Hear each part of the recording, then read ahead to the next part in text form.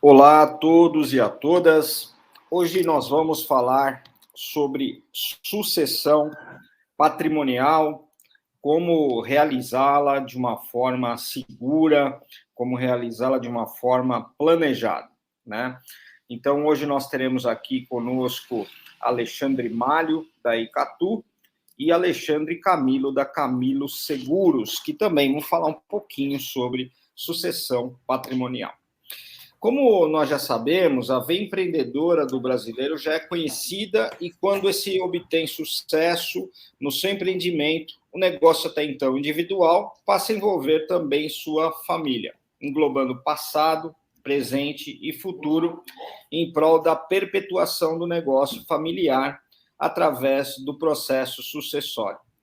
Dados do IBGE indicam que 90% das empresas no Brasil possuem perfil empresarial.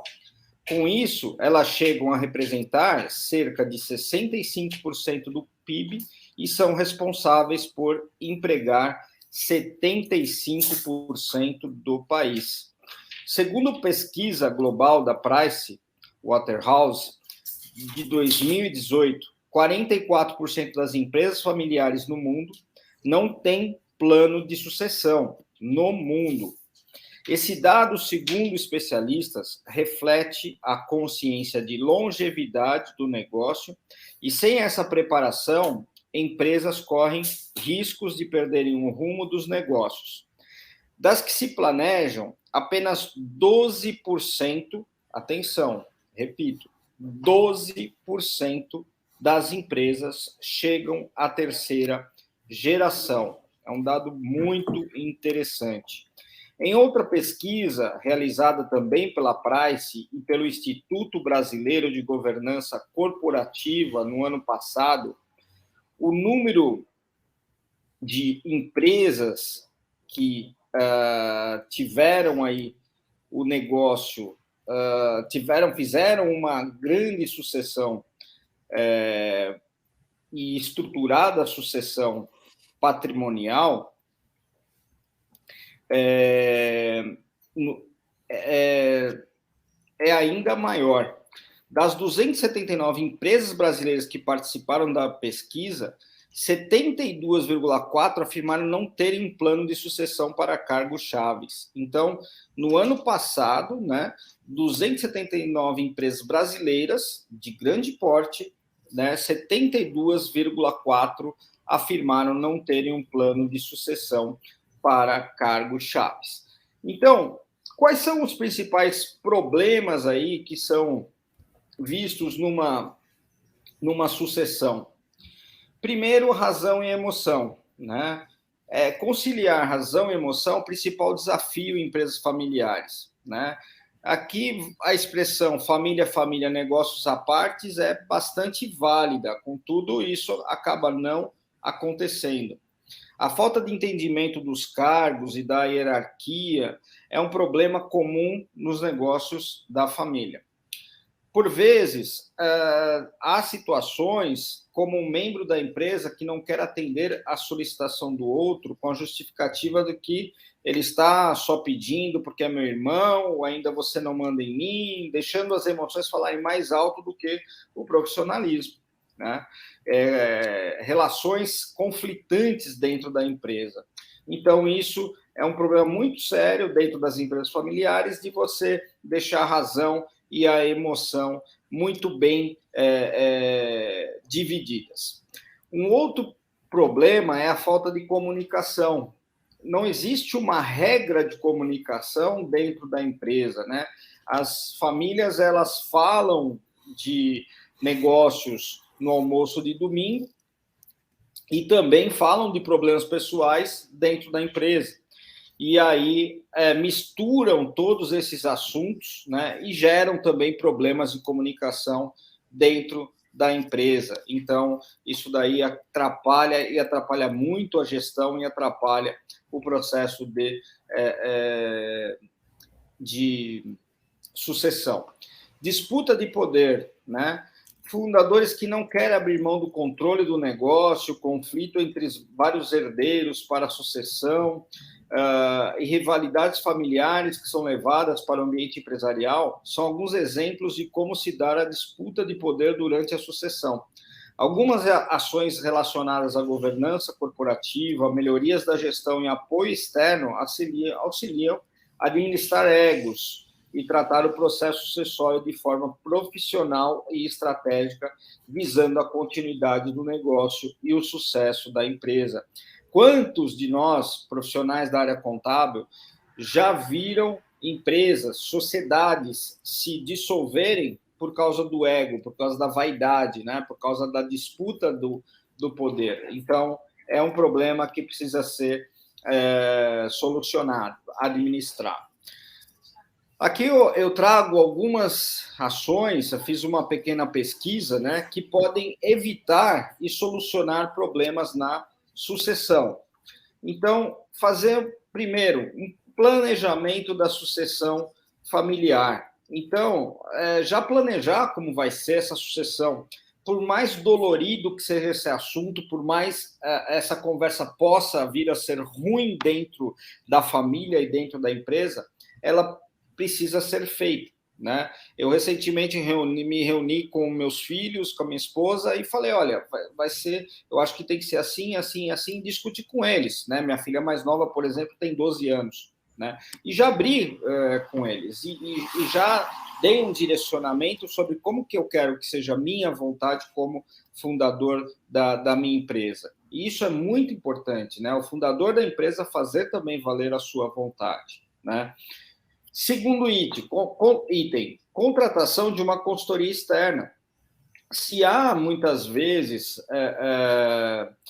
como eu já mencionei, né, um ambiente repleto de emoções, rivalidades, disputa de poder, nada melhor do que você ter uma consultoria que seja imparcial, especializada no processo sucessório e que possa, obviamente, propor algumas soluções que consigam adequar a vontade de todos, né? Óbvio que nem todos ficarão 100% satisfeitos, mas que consiga aí adequar a vontade da grande maioria, né? E, muito importante, capacitação dos sucessores. A gente muitas vezes vê lá que na empresa familiar está o cunhado, está o primo, está... E essa pessoa ela não tem capacidade nenhuma, né? Ela não tem habilidade e competência para estar naquela função. E muitas vezes hoje está por ser membro da família. Então, precisa capacitar, né, todos os sucessores, fazer cursos de administração de empresa, de cursos na área comercial, na área de governança corporativa, né, para que, obviamente, possa absorver um pouco mais de conteúdo e também ajudar nesse processo de sucessão. Quanto mais a pessoa tiver informação, mais ela vai colaborar com esse processo.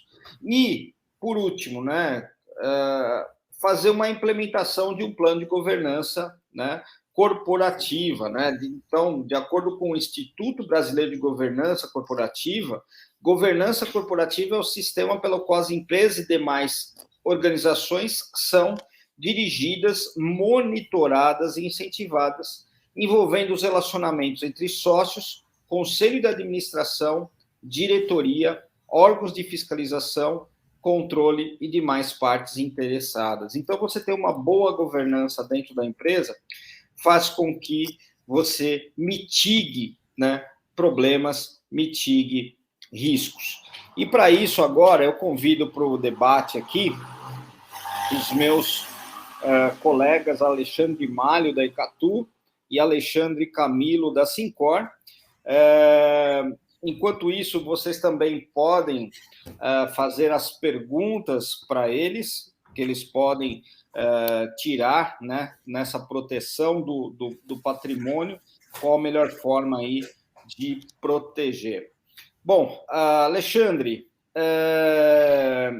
como eu disse, existem ali algumas soluções para que, a longo prazo, obviamente, para que faça uma boa sucessão patrimonial, não só uma sucessão dentro da empresa, mas também do patrimônio, né, da empresa. A curto prazo, existe alguma solução que possa ser feita de sucessão patrimonial? Maurício, primeiro, boa tarde a todos os telespectadores, boa tarde, Camilo. É uma honra poder falar aqui para os contadores no estado como um todo e no Brasil. É importante salientar que a questão de planejamento sucessório, ela, na verdade, ela norteia uma série de oportunidades, né? Se você analisar o Código Civil, o Código de Processo Civil, você tem uma série de coisas que você pode fazer para você ter sucesso, vamos dizer assim, no planejamento sucessório. Mas a primeira coisa, assim, que é a primordial é a pessoa, é o ser humano ou a empresa, no caso, logicamente dirigida por um ser humano, querer fazer um planejamento sucessório. E o planejamento sucessório, na verdade, não é porque estou próximo da morte. Pelo contrário, muito pelo contrário, aliás, é um planejamento. Você pode, por exemplo, abrir uma holding, nessa holding você analisar e fazer todas as questões voltadas ao planejamento sucessório. Não é porque você já está com uma idade avançada, não. É porque você entende que é importante fazer esse planejamento. Você fazer um seguro de vida objetivando o planejamento sucessório, ele é importantíssimo. E você não precisa você não precisa ser longevo, vamos dizer assim, para fazer um planejamento sucessório. Porque se você for longevo, você muito provavelmente não consegue nem contratar um seguro de vida.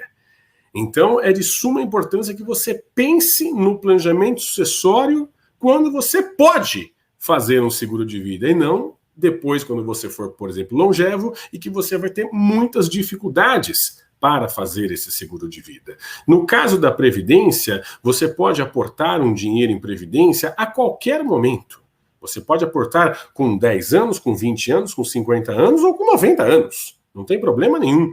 E esse aporte em Previdência, ele também lhe dá a oportunidade, logicamente tendo a reserva acumulada, de não entrar em inventário, e não entrando em inventário, logo você tem algumas benécias, você tem alguns benefícios voltados ao, por exemplo, a não incidência de ITCMD. Aí você, como você não tem incidência de ITCMD, você também tem a não incidência de algumas taxas e tributos voltadas a questões de cartório, tudo. Então, tudo isso somado, você consegue economizar aí em torno de 11, 12, 13, até 14% junto ao inventário. E só quem já abriu um inventário sabe como ele é oneroso. Ele é muito oneroso. Né? Praticamente, se você tiver 3 a 4 filhos e mais o cônjuge, se você for tributado em 15% ou 14%, é praticamente mais um ente entrando no inventário. Então, obviamente, ele se torna muito caro. Então, a primeira coisa é pensar em planejamento sucessório. Segunda questão, escolher o melhor mecanismo para o planejamento. Seguro de vida e previdência é um excelente mecanismo para você pensar em planejamento sucessório. Perfeito, Alexandre. Camilo, gostaria de fazer alguma observação? Quero sim. Claro que fazer observação em cima dos comentários do Alexandre Malho, que é um dos caras mais capacitados e com maior expertise no assunto no Brasil, né, é muito difícil, tá certo? Mas eu vou me ater a algumas observações, especialmente sobre o que você fez na sua fala introdutória, o Maurício, que eu estava observando com muita atenção e, de uma certa forma, trazendo para o meu dia a dia. Afinal de contas, eu também estou à frente de uma empresa familiar, também sou o fundador da Camilo Corretora de Seguros, e eu achei sensacional quando você falou que se discute o negócio na hora da macarronada do domingo e depois leva o problema, a briga do domingo para segunda-feira para o ambiente familiar. E somos assim, e é assim mesmo, né? Tá certo? É assim que a coisa funciona. E aí eu vou me permitir fazer 2 comentários. Um sobre essa sua fala. O brasileiro tem demonstrado dia após dia o seu apetite empreendedor. O brasileiro, dia após dia, basta ver o número de empresas que os nossos amigos contadores aqui abrem, né? São demandados a abrir todo dia. Aliás, eu nem cumprimentei os nossos amigos contabilistas aqui, me desculpe, meu olá a todos vocês, muito boa tarde. Então, o brasileiro tem iniciativa empreendedora, coragem para empreender, tá certo? E desejo de empreender, de ser dono do seu negócio. Isso é inconteste. Porém, não traz com essa mesma intensidade, né,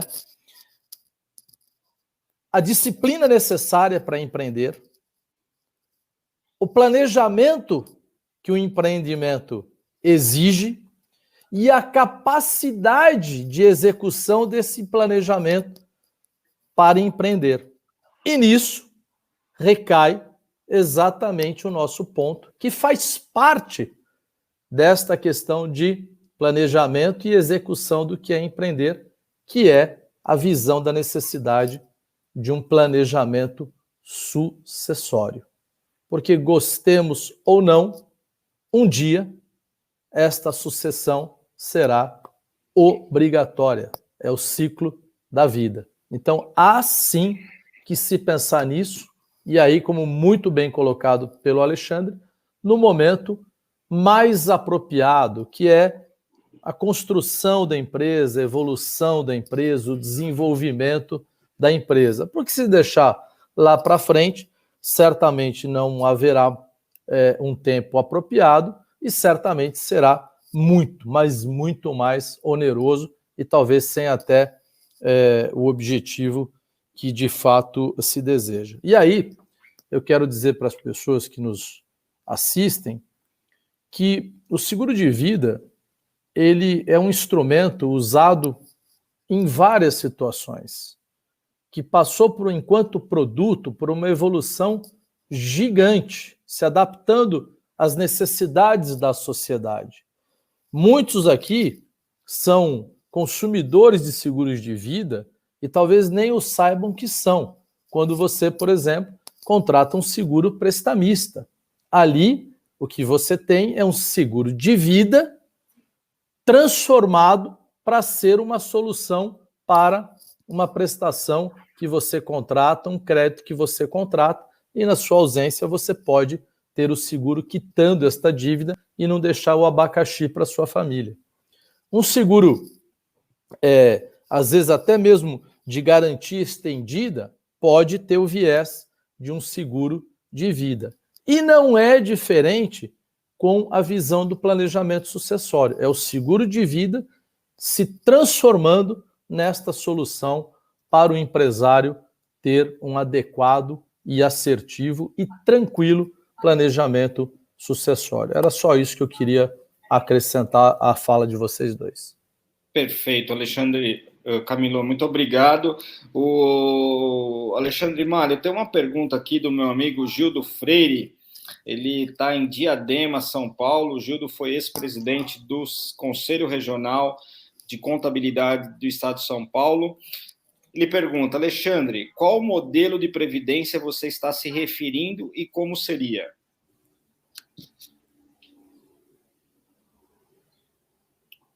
Está no mudo, Alexandre, está no mudo. Me perdoa, me perdoa. Gildo, muito obrigado pela pergunta. O modelo que eu estou me referindo é o modelo de previdência complementar, de previdência privada, tá? Então o que acontece? Você tem, por exemplo, um valor num banco, tá? Um valor num fundo de investimento, um valor, enfim, num fundo. Esse valor, logicamente, ele está suscetível, logicamente, a entrar em inventário, né? A partir do momento que existe o óbito. E você pode, sim, você tem alguns mecanismos para, primeiro, que esse valor não entre em inventário. Qual que é o artigo do Código Civil que fala sobre a não incidência de, não entrada de herança, tá? É o artigo 794 do Código Civil, que ele fala o seguinte, no seguro de vida de acidentes pessoais, o capital capital estipulado no caso de morte não está sujeito à dívida do segurado e nem tampouco à herança, para todos os efeitos do direito. Eu vou repetir. No seguro de vida ou de acidentes pessoais, o capital estipulado, no caso de morte, não está sujeito à dívida do segurado e nem tampouco à herança, para todos os efeitos do direito. O que quer dizer isso? Quer dizer que previdência privada, né, logicamente, a previdência complementar, né, logicamente, por analogia, a lei 109 de 2001, artigo 73, tá? Então, por analogia, nós usamos a previdência privada nesse artigo do Código, do Código Civil, tá? Seguro de vida, de acidentes pessoais, não entram em inventário. E se não entra em inventário, você então tem algumas benesses, você tem alguns benefícios, como, por exemplo, a priori, a não incidência de ITCMD. ITCMD, Imposto de Transmissão, Causa Mortes e Doação. Tá? Então, a priori, você não tem a incidência desse imposto, que no caso de São Paulo, né, do estado de São Paulo, é de 4%. Estou falando do estado de São Paulo porque o Gildo ele é de Diadema. Tá? Então, no caso do estado de São Paulo, é 4%. Se nós analisarmos os outros estados da federação, esse imposto ele pode ir até 8%. Na maioria dos estados, esse imposto é escalonado, vai de 2% a 8%. Tá? E São Paulo, desculpa, Alexandre, apenas te complementando, em São Paulo já tem um projeto de lei para aumentar o ITCMD de 4% para 8%. Né? Essa majoração ali de alíquota. Então, assim, é óbvio que daqui 10, 15, 20 anos, se for 8%, é um valor muito alto. Então, um exemplo, você tem 1 milhão aplicado lá num CDB, né? E aí acontece alguma coisa contigo e isso, primeiro, entra em inventário, demora, porque o recurso fica indisponível, né? Ninguém, exceto se o juiz liberar para pagamento de uma despesa ou outra, mas isso, em via de regra, ele fica, não há liquidez, né, nesse evento, é bem difícil. E você ainda tem que pagar de 4% a 8%, ou seja, de 40 a 80 mil reais você tem que pagar de imposto. Então, você está dizendo que se eu, por exemplo, ao invés de ter uma aplicação lá num CDB, eu posso ter essa mesma aplicação numa previdência privada, né, um VGBL, para que eu não pague, obviamente, a tributação no resgate do capital, né, só pague a tributação do rendimento. Né? Você está dizendo que eu tenho os meus herdeiros têm liquidez imediata, né? Imediata, obviamente, vai depender de um tempo, mas é muito mais curto que o inventário. E segundo, eu não tenho o ITCMD, que é aí de 4% a 8%. Então, eu já economizo aí de 40 a 80 mil reais aí, nessa brincadeira a cada 1 milhão de reais. Exatamente. E nós estamos pautados na Lei 10.992 de 2001, no artigo 6º, que trata sobre isenção de ITCMD. Eu não me recordo agora o inciso, se eu não estou enganado, é o 3º ou é o 6º, mas a lei e o artigo eu tenho certeza absoluta, porque a lei que versa sobre o ITCMD e o artigo 6º fala de isenções, tá? Então, dentro das isenções fala de previdência lá, tá? Então, é muito importante isso, tá? Muito importante mesmo. Agora, independente de qualquer questão, previdência não entra em inventário, de acordo com o artigo 794. Então, eu acredito que eu tenha respondido a pergunta do Gildo. Muito obrigado.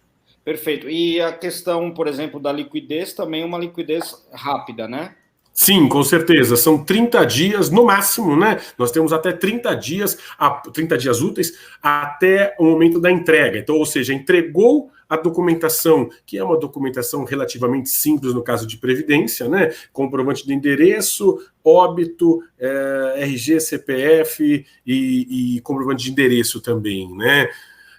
É algo simples, né? Então, a partir do momento que há a entrega dessa documentação, em até 30 dias úteis, nós, vamos dizer assim, pagamos aos beneficiários indicados na proposta.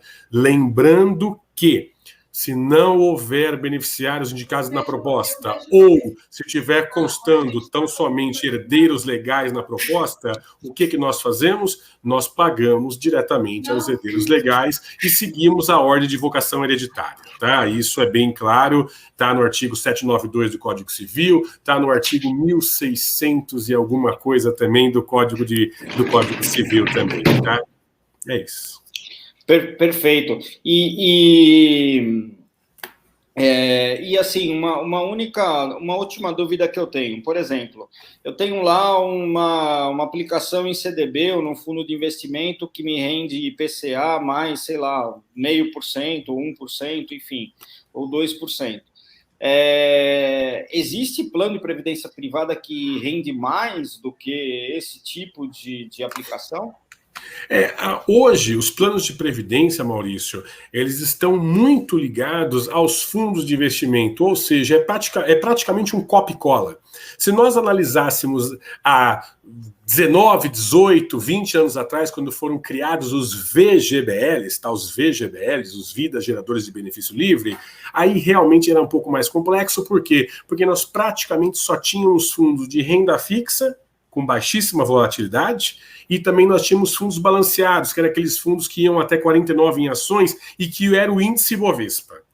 Hoje em dia, não. Hoje em dia, os fundos que nós costumeiramente costumamos comprá-los, são copia e cola dos fundos de previdência, ou seja, eles são extremamente rentáveis, extremamente interessantes para você manter o seu plano de previdência por 10, 15, 20, 30, 40 anos. E o melhor, que aí só o plano de previdência pode oferecer e pode proporcionar. Você pode fazer migrações entre diversos tipos de ativos. Ou seja, você tem um fundo de renda fixa, você pode migrá-lo para um fundo de renda variável. Você tem um fundo de ações, você pode migrá-lo para um fundo de crédito privado. Você tem um fundo de crédito privado, você pode migrá-lo para outro qualquer tipo de fundo multimercado, por exemplo. Ou seja, você consegue ficar 10, 15, 20, 30, 40 anos num plano de previdência de uma forma muito branda. Por quê? Porque você pode, com o auxílio do seu corretor, mudar o tipo de investimento ao momento que você achar mais adequado. Né? Então, isso é muito, muito importante. Antigamente, a gente não tinha essa oportunidade. Primeiro porque antigamente eram os BDs, né? Eram planos de benefício definido. Isso antes de 95, antes de 96, era um plano de benefício definido. Então você nem sabia, na verdade, o que você tinha de reserva acumulada. Você só sabia que você ia receber uma renda ao final do plano. Então, hoje ficou muito mais fácil com os fundos de contribuição definida, ficou muito mais fácil e muito mais tranquilo fazer a gestão do seu próprio dinheiro. E você não precisa se aposentar com esse dinheiro ao final do plano. Você pode simplesmente administrar da melhor forma possível resgates mensais, bimestrais, semestrais, para você poder tocar a vida de uma forma mais branda. Perfeito. E o Gildo, ele complementa aqui que a sucessão patrimonial nem sempre temos somente recursos financeiros disponíveis, né? Em muitos casos, esse patrimônio está representado por bens, representando até 95% do total. Alguma alternativa, por exemplo, para a cobertura desses custos de inventário, esses custos do ITCMD, alguma alternativa para esse planejamento sucessório? É assim, né, Maurício? Todos nós, sem exceção, precisamos de um seguro de vida. Por quê? Como o Gil bem frisou, muitas pessoas que no patrimônio estão imobilizados. E vou falar mais. Muitas vezes existem pessoas, e existem muitas pessoas que falam, não, mas eu tenho dinheiro, eu não preciso de um seguro de vida, eu tenho dinheiro, não preciso de uma previdência privada. Só que tem um detalhe importante. Hoje, com vamos dizer assim, com a complexidade dos fundos e com a oportunidade que esses fundos trazem para o mercado, esses fundos muitas vezes para resgate são D90, D70, D60, D50, ou seja, dia mais esse prazo. Ou seja, a partir do momento que o juiz ele expede o alvará, né, que é expedido o alvará, e você consegue fazer o levantamento desses valores, esses valores precisam ser precisa ter agora aguardar pelo menos 50, 60 dias para baixar o fundo. Então, quer dizer, uma família que já está necessitando de valores, porque tem inúmeros compromissos, ainda vai ter que aguardar a cotização e a liquidação do fundo. Então, quer dizer, por mais que você tenha recursos financeiros, faça um seguro de vida, faça um plano de previdência. E por mais que você tenha imóveis, esses imóveis, eles não são líquidos do dia para a noite. Então, faça um seguro de vida, faça uma previdência. É muito importante mesmo. Então, eu posso pegar todo o meu patrimônio, né, calcular, né, o patrimônio que eu tenho e falar, olha, o meu patrimônio, um exemplo, é 10 milhões de reais, não é um patrimônio líquido, né, que tenha liquidez imediata, é um patrimônio que está lá no meu imobilizado. Então, eu posso fazer isso, calcular também o ITCMD sobre esse patrimônio, falar, ó, sobre esse patrimônio eu tenho mais tanto, e mais esse custo de inventário. E aí, eu posso fazer um seguro de vida sobre esse valor. O ideal mesmo, Maurício, é assim, se você tem uma reserva importante, se você tem muitos imóveis, tal, o importante é o seguinte, o quanto que aquela família precisa para viver de uma forma branda durante 2 anos. Ok, é isso que eu vou colocar no meu seguro de vida. Aí, eu preciso de mais ou menos uns 12 a 14% para pagar todas as custas do ITC, as custas do inventário. Então eu vou colocar mais isso como pecúlio, para receber como pecúlio. Ou seja, você precisa de uma reserva onde a família consiga, pelo menos por 2 anos, tocar de uma forma bem, não vou dizer tranquila, mas de uma forma, vou repetir a palavra, de uma forma branda, né? Porque o inventário ele pode ser rápido que eu falo é 6 meses, 5 meses, 7 meses, né? Se for um inventário extrajudicial, um inventário mais tranquilo. Agora, o inventário pode durar mais se houver alguma lide, se houver alguma, entre aspas, alguma discussão, algo que o valha, aí ele pode demorar muito mais e pode ser acima de 1, 2, 3, 4 anos, entendeu? Perfeito. Temos uma pergunta aqui do Breno Amaral, e aí vocês fiquem à vontade, quem quiser responder, tá? Ele fala, boa tarde a todos. Em casos de previdência privada, há planos em que o beneficiário opte por receber mensal e venha a falecer logo depois, e aí o montante não é direcionado à família. É isso mesmo? Não. Desculpa, Camila. Posso responder, Camila? Só se não for previdência da Icatu, né? Aí pode ser, né? Mas a pergunta é muito boa, viu? Gostei dessa pergunta. O que acontece? É o seguinte, nós temos 2 formas de recebimento da reserva pós-morte. Ou seja, você tem a primeira forma, que é de forma única, que é o mais corriqueiro, 99% das reservas, elas são pagas de forma única. Agora, existe um pequeno percentual que é pago em forma de renda. Então, você tem um plano de previdência e você deixa aquela reserva em forma de renda para 1, 2, 3 beneficiários. Enfim, vou usar o exemplo de um beneficiário, tá? O que acontece? Você vai deixar essa reserva em forma de renda por prazo certo, tá?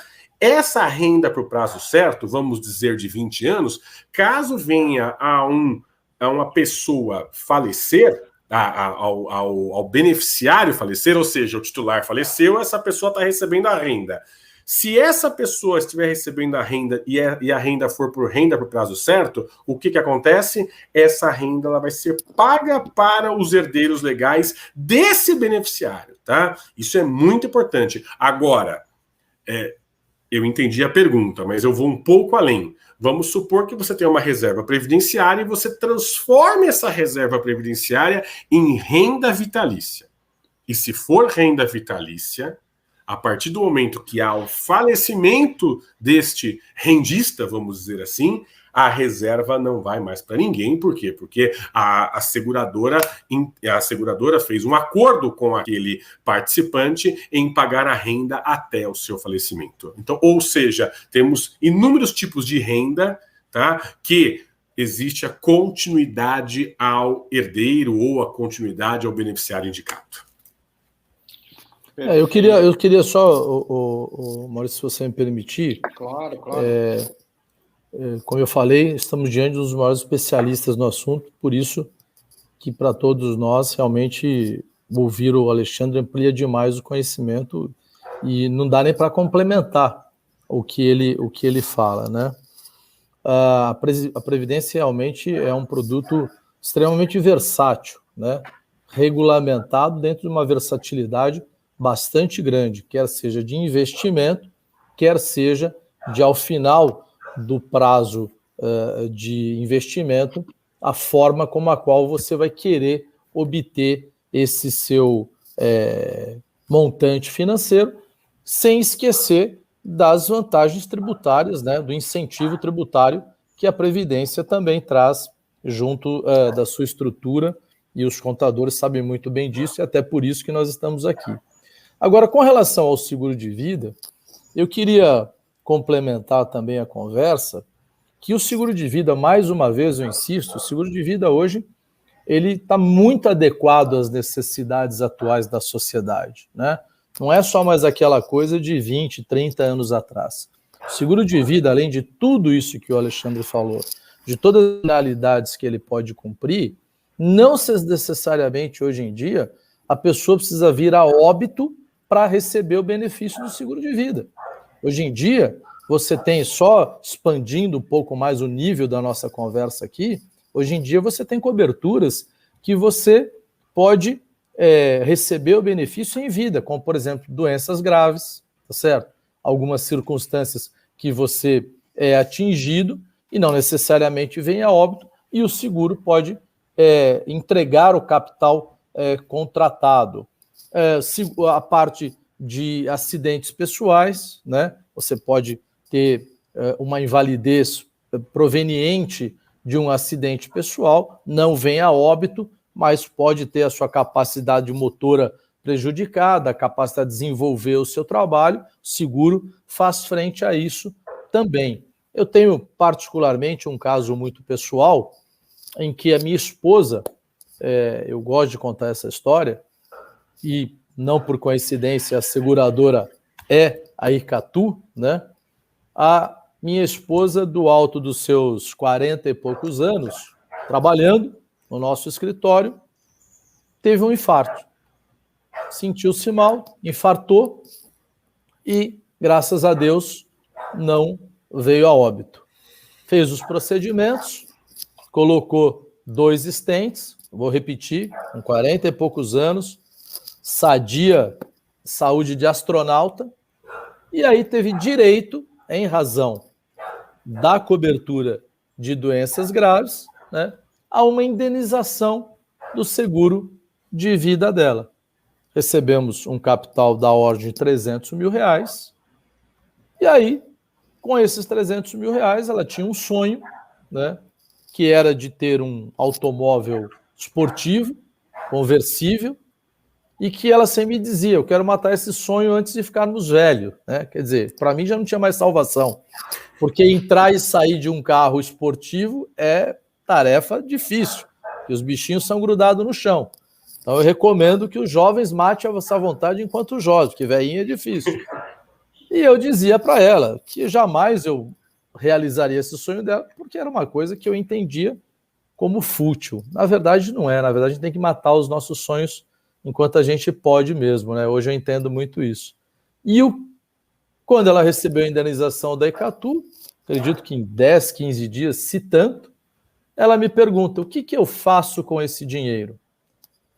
E graças a Deus, eu disse a ela, olha, a gente não tem identificação de minha necessidade, faça o que você quiser. Para que eu fui falar isso? Ela foi a uma concessionária e comprou o tal do carro esportivo conversível dela, né? Então vejam por que eu conto essa história. Com muita alegria, primeiro que minha esposa está aqui.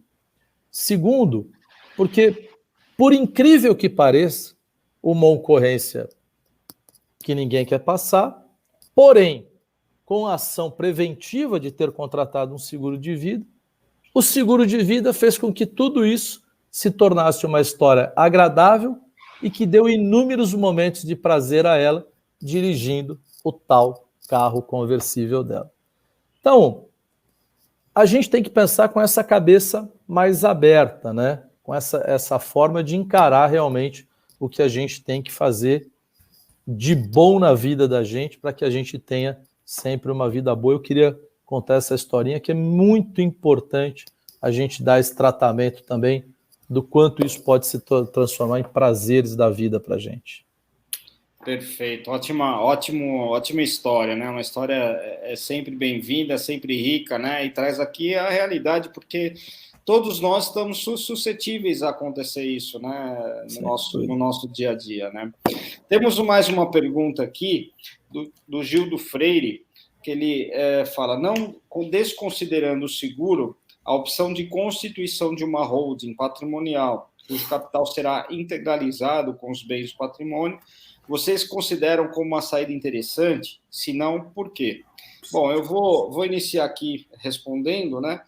Eu acho muito interessante, Gildo. Eu acho que não só para uma questão de sucessão, mas também para uma questão de proteção patrimonial, né? Você ter aí uma holding patrimonial para colocar todos os seus bens, e se você fizer isso num determinado momento, integralizando ao capital social esses bens, você não tem o pagamento do ITCMD, desde que você não tenha como atividade administração de bens próprios ou bens de terceiros, né? Compra e venda também de bens, porque se tiver, você perde 2 anos antes e 2 anos depois. Você não pode alugar os imóveis, tem algumas regras que possibilitam essa isenção do ITCMD, e depois é mais simples aí de você fazer essa transferência desse bem para os seus herdeiros. Sim, eu considero como sendo uma ótima solução. O problema aí é que quando você for vender esse bem, né, a tributação é superior aí da pessoa física, né? Hoje, né, sem considerar, obviamente, a reforma tributária, você vai pagar 34% de RPJJ e contribuição social, 10 adicional, 15 de imposto de renda e 9 de CSLL. Então, é uma tributação muito alta do lucro, ao invés dos 15% que hoje tem no imposto de renda da pessoa física. Mas é uma estratégia fantástica, até o Alexandre colocou essa questão logo no começo da fala dele, a holding patrimonial, e aí, se você vai criar uma holding, você tem que ter uma holding patrimonial só para o seu patrimônio e uma holding para as empresas aos quais você é sócio, para uma não misturar a outra e proteger o máximo possível o seu patrimônio. O que não torna também, Maurício, a ação de fazer um planejamento sucessório com uma previdência e seguro de vida excludente também, né? As Sim. duas coisas podem perfeitamente, as duas coisas são muito apropriadas, muito bem colocado pelo Gildo aí, né? Não são excludentes, né? Certo, Alexandre? Certíssimo. É o que a gente sempre fala, o seguro de vida é fundamental para qualquer estrutura. Tanto seguro de vida como previdência, né? Agora, o seguro de vida você paga um valor relativamente baixo, para um capital elevado, né? Para um capital onde você consiga aí suprir as necessidades da sua família e suprir as necessidades do inventário também, né? E é um valor que muitas vezes você, ao pedir a cotação, ao solicitar a cotação a um corretor, né? E no caso aqui, a Camilo Corretora de Seguros, você pode se surpreender. Você pode se surpreender, sim, com o valor. Isso eu não tenho dúvidas. Perfeito. E deixa eu fazer uma pergunta para vocês em relação à dissolução societária, né? Como que você consegue proteger o caixa da empresa, né, numa eventual dissolução societária? Então, eu tenho lá um sócio, eu quero me separar desse sócio, e muitas vezes eu não tenho dinheiro para comprar parte dele, e se eu comprar, eu vou descapitalizar a empresa. Alguma alternativa para isso? Sem dúvida. Exatamente com a contratação de um seguro de vida especificamente para essa finalidade. Aliás, é uma ótima alternativa que o seguro de vida, mais uma vez, se adaptando e se transformando numa solução às diversas necessidades, se mostra aí como um instrumento fantástico. Ou seja... Mas aí, sendo o seguro de vida, eu não preciso matar meu sócio, né? Se matar, pelo menos não vai ter problema depois com os herdeiros, né? Você pode resolver dois problemas, né? Sem tanto desgaste. Mas eu aconselho não fazer isso, não, porque não é a coisa mais recomendável, né? Mas você pode contratar um seguro de vida. Quando eu digo você, os sócios, né, podem contratar um seguro de vida, porque esses os contadores que nos assistem sabem muito melhor do que eu e do que o Alexandre, não mais do que você, o quão as sociedades, dado a ausência de um dos sócios, desenvolvem problemas. Porque eu me associei ao Alexandre, por exemplo, na construção de uma empresa, mas não necessariamente me associei à esposa, aos filhos, a irmãos e tudo mais, né? Nós tínhamos afinidade, sinergia, eu e ele, para desenvolvermos um negócio para o qual achávamos que éramos vocacionados, mas não necessariamente toda a turma que depende do sucesso dessa empresa, né? E fatalmente, na ausência de um ou outro, eu passo a ter que conviver com aquele para o qual eu não tinha essa predisposição. E aí você entra, e de novo, estou ensinando aqui Padre Nosso para o vigário, você entra na questão de valuation da empresa, né? Então quem tem que pagar, normalmente, faz uma avaliação mais ao seu feitio, né? Sua capacidade financeira para pagar. Quem quer receber, evidentemente, faz o caminho contrário, né? O seguro de vida contratado pelos sócios para a empresa evita exatamente esse desgaste. Ou seja, na ausência de um dos sócios, o capital contratado, pois o Alexandre expõe com mais tecnicidade isso, o capital contratado vem para a empresa, tá certo? De forma que com esta receita, com este recebimento, aquele que fica e que quer ficar à frente da empresa pode, então, direcionar ou comprar apropriadamente a parte dos herdeiros daquele que veio a óbito. Soluciona a vida, quem herdou fica feliz e fica com a parte financeira da empresa, e quem está vivo continua à frente da empresa dando direcionamento. E aí você pode contratar isso com a lucidez do momento que ninguém tem problema. Ou seja, quanto vale a nossa empresa? Bom, vale 10 milhões? Então vamos contratar um seguro de 10 milhões ou de 5 milhões. Se faltar um outro, metade é meu e metade é seu. Não tem esse desgaste, entendeu? E tem uma liquidez, como bem colocado pelo Alexandre, imediata, né? Sem inventariar, sem aplicação de imposto, sem nada. Ou seja, é realmente uma questão de entendimento desse processo, porque, havendo esse entendimento, eu quero crer que não se apresenta solução melhor do que essa para uma sucessão empresarial. Por exemplo, para definir esse valor da avaliação, existe aí um rol de documentos que precisa mandar para a Icatu, para que ela possa analisar esse valuation aí da empresa? Não há necessidade, não há necessidade. Na verdade, o que precisa ser feito é uma análise dos sócios. Simplesmente uma análise, e nós vamos fazer a contratação do plano, né? Nós vamos fazer a contratação do plano e deixar como beneficiário a empresa, né? A empresa. Quem vai receber esse dinheiro? A empresa, né? Então aí vai ficar a cautela, vamos dizer assim, dos donos da empresa, dos sócios, para poder posteriormente, né, posterior ao falecimento de um dos sócios, fazer essa análise posterior e o pagamento, logicamente, a posteriori, à família que infelizmente perdeu o ente querido. Então, eu só ratifico o que o Camilo acabou de falar.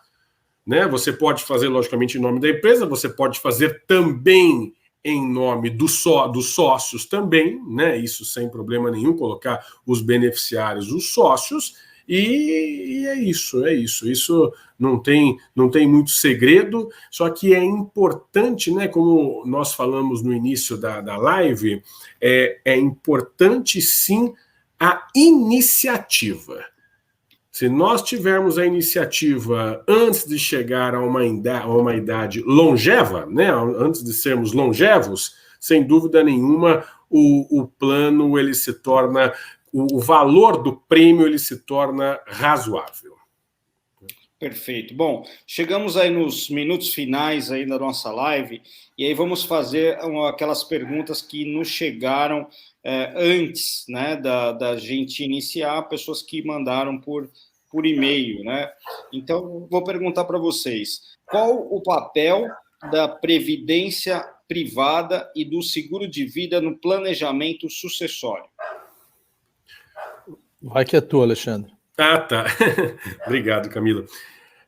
Na verdade, o que acontece? A gente já falou bastante, né? A gente falou muito sobre esse tema nas perguntas que nós fomos respondendo atreladas às pessoas que estão participando. Mas, na verdade, o papel da Previdência e do seguro de vida no planejamento sucessório, ele tem N papéis, né? Se nós formos analisar. Então, ele pode, na verdade, custear impostos, taxas e tributos. Ele pode, na verdade, dar um alento, né? Dar uma alegria, entre aspas, vamos dizer assim, né? Mas ele pode, vamos dizer, colocar essa família novamente nos trilhos após o falecimento do patriarca ou da matriarca, e isso é extremamente salutar, porque você já tem a dor da perda de um ente querido. E se você não tem liquidez para poder trabalhar não só a questão sucessória voltada ao inventário, mas principalmente o dia a dia da família, aí se torna muito, muito, muito triste. Então, assim, o papel da previdência privada e do seguro de vida, eles são, assim, estritamente vamos dizer assim, de forma abrangente, de forma, assim, muito importante mesmo. Perfeito. Outra pergunta, podemos deixar 100% do patrimônio para qualquer pessoa? Essa pergunta é boa. Eu vou só dar o tom e o Alexandre completa mais uma vez com o conhecimento técnico dele. Pode, desde que a sua condição pessoal te permita frente a como você se encontra. Então, se você é solteiro, sem filhos, fica à vontade. Pode deixar para mim, para o Maurício, para o Alexandre, deixar para quem quiser. Se você tem herdeiros, o Alexandre vai saber responder, dizer claramente. E se você vive num ambiente de união estável, né, aí dentro das condições que essa união estável foi realizada, você tem que atentar para isso. E aí o Alexandre completa com muito conhecimento de causa essas situações todas que eu coloquei, que é sempre uma curiosidade, uma pergunta que recorrente mesmo. Essa pergunta ela é extremamente interessante e ela é uma pergunta realmente um tanto quanto que tem uma complexidade na resposta. Porque é assim, né? É como o Camilo bem frisou. Se você não tem herdeiros necessários, você pode indicar quem você quiser, você pode fazer um testamento, você pode fazer, muitas coisas. Por quê? Porque você não tem herdeiro necessário, você não tem cônjuge, não tem filhos, não tem ascendentes, descendentes e cônjuge. Então, quer dizer, se você não tem herdeiro necessário,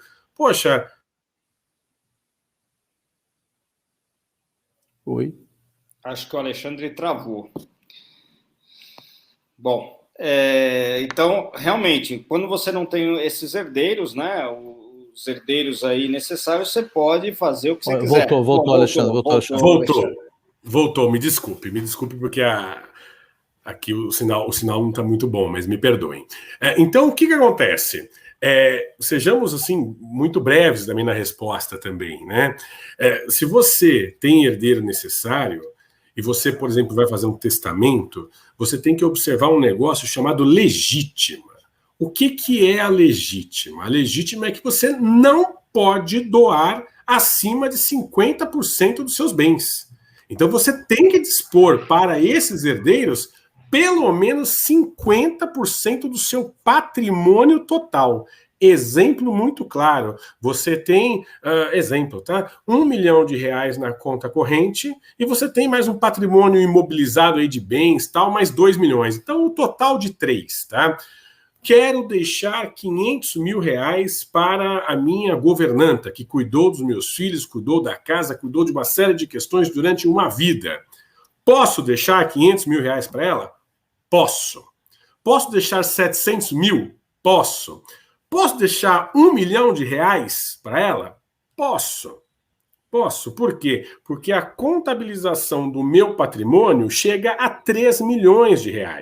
É lógico que eu não deixaria toda a minha reserva financeira para a governanta, por exemplo, que é o exemplo que eu acabei de fornecer, tá? Eu não deixaria toda a reserva financeira, por quê? Porque eu não vou deixar também só bens imobilizados para o meu cônjuge e para os meus filhos, né, no caso, né? Então, isso se torna algo ruim. Agora, posso doar até 50%.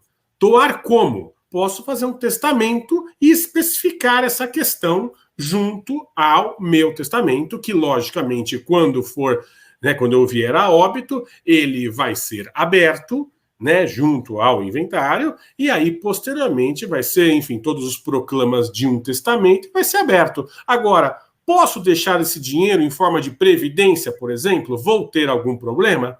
Não. Não terei problema. Por que eu não vou ter problema? Porque, na verdade, esse valor de 500 mil, 600 mil, 700 mil está longe de ser 50% do meu patrimônio. Então, eu não terei problema. Agora, tenho... É muito difícil acontecer, logicamente, mas eu tenho um patrimônio imobilizado de R$1 milhão e tenho um patrimônio financeiro de 10 milhões.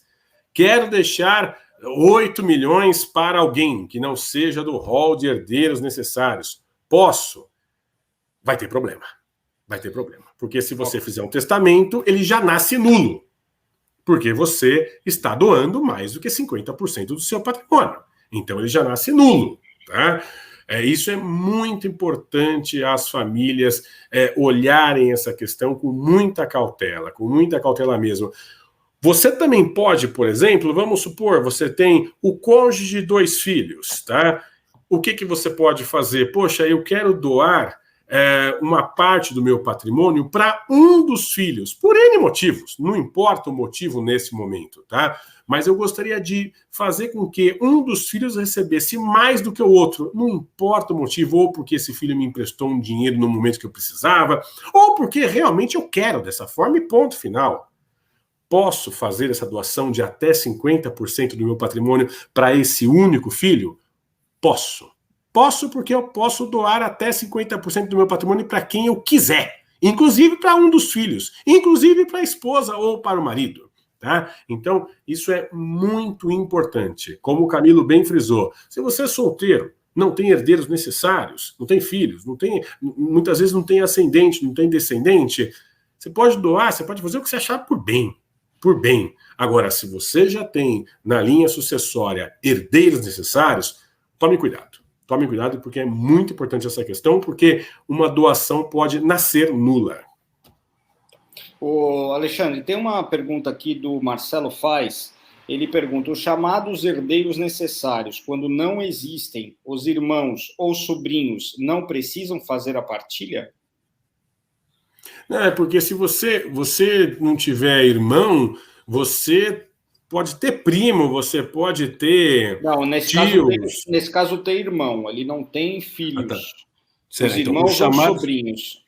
Os chamados herdeiros necessários, quando não existem filhos, os irmãos ou sobrinhos não precisam fazer a partilha, não vai entrar em inventário e vai ser chamado, os herdeiros chamados colaterais. Tá? Então, não existem os necessários? Ok, tudo certo, não tem problema. Mas vai precisar abrir o inventário e os herdeiros colaterais vão se habilitar. Né? Lógico que depois é feita uma análise, né? Verificando se realmente são tão somente aqueles herdeiros que se habilitaram junto ao inventário, tudo, mas... né? Logicamente que vai ser respeitada essa questão dos colaterais. Aí tem uma regra dos colaterais que é gigantesca, começa com tios, primos, nossa senhora, aí vai que vai. No limite extremo, mas é um limite extremo do extremo do extremo, o dinheiro vai para o Estado. Mas é o extremo do extremo, bota extremo nisso, entendeu? Porque, enfim, na grande maioria das vezes, sempre tem um herdeiro na ordem de vocação hereditária, inclusive olhando a parte dos colaterais. Perfeito. Bom, agora nós temos uma boa novidade aí para os contadores que querem prestar um serviço consultivo para os seus clientes nessa área de sucessão patrimonial, e não apenas e tão somente abrindo holding, mas também é importante a abertura da holding, porque além da segurança e tudo mais dos bens imobiliários, né?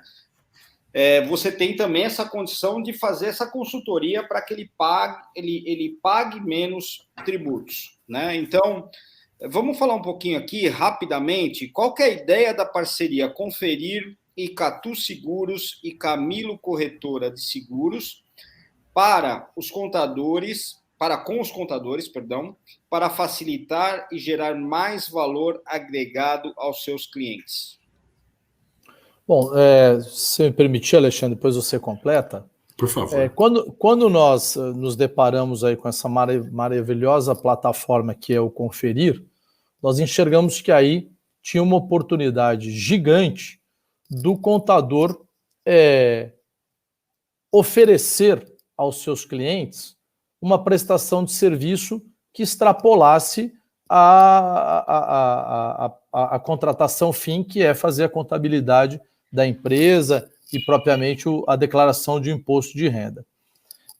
Eu já disse em ocasião passada, os contadores e os corretores de seguros têm uma similaridade, aliás, tem várias, mas uma específica que é em uma palavrinha mágica que nos une aos nossos clientes. Além da competência, do expertise, da correção das atitudes e tudo mais, nós temos uma relação longeva. O Alexandre usou muito essa expressão longeva. A nossa relação com os nossos clientes é longeva, diferentemente de outros produtos, né? Hoje o cara adora um carro da marca Ford, mas quando troca ele experimenta um outro. A nossa relação, ela não sofre tanto essa variação. Nossa relação é, via de regra, longeva com os nossos clientes. Eu, meu contador, eu estou há 32 anos com ele. Brigamos, discutimos, não quero fazer o que o cara manda, mas confio plenamente dele. Dado esta relação longeva, pautada na confiança, a gente pode justamente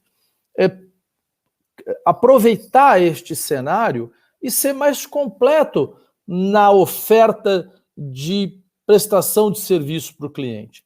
Veja que tudo que a gente discutiu aqui, quando há o entendimento, não há razão para a pessoa não ter essa atitude, não contratar uma previdência privada adequadamente, não fazer um planejamento sucessório tendo um seguro de vida como instrumento e outras situações aqui tratadas. O que falta realmente é esta orientação, especialmente de quem tem essa oportunidade, de quem está próximo, de quem conhece a vida da pessoa, de quem conhece o seu patrimônio, de quem conhece a forma de administrar os seus bens pessoais e empresariais. Então, nós entendemos que nós poderíamos ofertar a você, contador, esta possibilidade, mediante um treinamento, porque o objetivo desta nossa parceria não é efetivamente ter você, contador, como cliente. Também. Você também tem que fazer a sua previdência privada, você também tem que fazer o seu plano sucessório. Isso é inequívoco.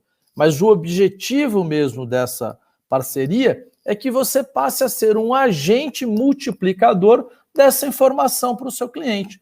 Fazendo uso de todo esse cabedal de informações que você tem do cliente, que você passe a ser um agente multiplicador dessa informação para o seu cliente. Você vai levar informação e satisfação para o seu cliente no decorrer dos anos, no decorrer da utilização desses produtos. Então, nós queremos que você, contador, contadora, mediante essa parceria, tenha em nós o apoio para prestar esse serviço. Você não precisa virar um expert na matéria, como é o Alexandre, como nós entendemos um pouco também. Você precisa só entender o suficiente para saber que você não pode deixar de levar esse entendimento para o seu cliente, despertar nele esse interesse mínimo e aí trazê-lo para a nossa parceria, que aí os nossos consultores da Camilo Seguros, em parceria com a Icatu Seguros, estaremos plenamente aptos e capacitados para dar a ele as melhores informações, as melhores opções de produtos para melhor atendê-lo. E aí você certamente terá um cliente satisfeito, certamente você vai estar mitigando até soluções que lá na frente vão te gerar até trabalho, gerar às vezes até um conflito com o próprio cliente, e você também terá, mediante esta parceria, um retorno, uma recíproca, um ganho, que aí depois o Maurício fala que a plataforma Conferir vai te trazer. Então, o que a gente busca com isso, contador, é explorar essa sua competência, essa sua qualificação, essa sua confiança que o cliente tem em você, que oferece uma relação longeva, o conhecimento de todos esses clientes e levar a ele uma visão de futuro muito melhor, mediante a contratação de uma previdência, mediante uma otimização do imposto de renda dele, de situações tributárias menores e mediante garantias de um seguro de vida, de uma sucessão empresarial muito mais apropriada. Só basta a gente dar o start, levar a você o conhecimento para você ter o interesse e também a confiança que após você fazer isso, você terá todo o nosso respaldo, quer seja da Camilo Seguros, quer seja da Icatu Seguros. Eu quero repetir, você terá todo o nosso respaldo. Não se iniba, não tema dar o pontapé na bola, se inserir nesse contexto que você, ao contrário, você vai se surpreender do quanto isso será benéfico para você e especialmente para o seu cliente e na relação entre você e o seu cliente. Nós temos um link aqui da parceria também, né? Para quem quiser conhecer a parceria, então é conteúdo.conferironline.com.br/conferir-icatu. Então lá tem todas as informações. Nós vamos fazer treinamentos periódicos para que você possa prestar um serviço de consultoria, né, sucessória para o seu cliente, né, e fazer com que ele economize imposto mesmo, né, tanto no imposto de renda à pessoa física, através dos PGBLs, bem como também no imposto nesses processos de sucessão patrimonial. Hoje, somente advogado é que ganha dinheiro com isso, né? Então, nada contra a profissão de advogado, né? Mas os contadores muitas vezes acabam ficando de lado dentro desse processo. Nós temos todos os números, todos os dados. Às vezes a gente vê lá, chega lá um inventário para nós, onde passam o imóvel pelo valor que está na declaração de imposto de renda e não levam em consideração toda a isenção que esse imóvel tem de acordo com a legislação. Então, perde aquele custo de aquisição, perde esse custo para fins de apuração do lucro sobre o ganho de capital. Então, esse trabalho nós precisamos cada vez mais nos especializar. Alexandre, fica à vontade. Maurício, eu só quero completar, desculpa, que o princípio do posto Ipiranga, né, da diversidade de atendimento e de oferta aos clientes, hoje ele não é restrito a nenhuma atividade, ninguém mais pode virar as costas para isso, né? Nós estamos falando de empreendedor, o contador é essencialmente também um empreendedor, né? Um empresário da área da contabilidade. Ou seja, também a sua atividade tem que lhe dar o melhor e maior retorno possível do seu trabalho, lhe oferecer o melhor rendimento. E essa diversidade hoje no atendimento, ela é irrestrita, ela é fundamental em qualquer atividade. Era só isso que eu queria complementar. Perfeito, Camilo. Perfeito, Maurício. Mais uma vez, eu só tenho a agradecer pela oportunidade, e a equipe da Camilo Seguros, ela está à inteira disposição para passar não só para o contador, mas principalmente para o cliente final, as necessidades que nós vislumbramos, né, que nós vislumbramos, e quando eu falo nós contador, nós corretor e nós equipe Camilo Seguros, que faz todo esse atendimento. Então nós temos todo um procedimento interno para receber essa oportunidade, e dessa oportunidade nós levarmos o quê? Nós levarmos uma solução clara, evidente para o cliente final. Essa solução, ela pode ser de previdência, ela pode ser um seguro de vida, ou ela pode ser os dois. Ela pode ser os dois, porque muitas vezes as pessoas necessitam de proteção e de acumulação. Então, o que acontece? Essa equipe da Camilo Seguros, ela está extremamente preparada para atendê-los na acepção da palavra, ou seja, em todos os âmbitos voltados a planejamento sucessório, tributário, financeiro, proteção do capital, dentre outras questões. Então, por favor, indiquem os seus clientes para falar com as nossas equipes, e principalmente voltada à equipe da Camilo Seguros, porque eu não tenho dúvidas, vocês não vão se arrepender. Pelo contrário, teremos um valor agregado muito forte nessa concepção da união de contadores e corretores. Então, poxa, mais uma vez obrigado, eu volto a palavra para o Maurício. Obrigado. Eu que agradeço ao Alexandre Malho, da Icatu, e ao Alexandre Camilo, da Camilo Seguros. Para nós é um motivo de muito orgulho ter parceria com essas duas nobres empresas, né?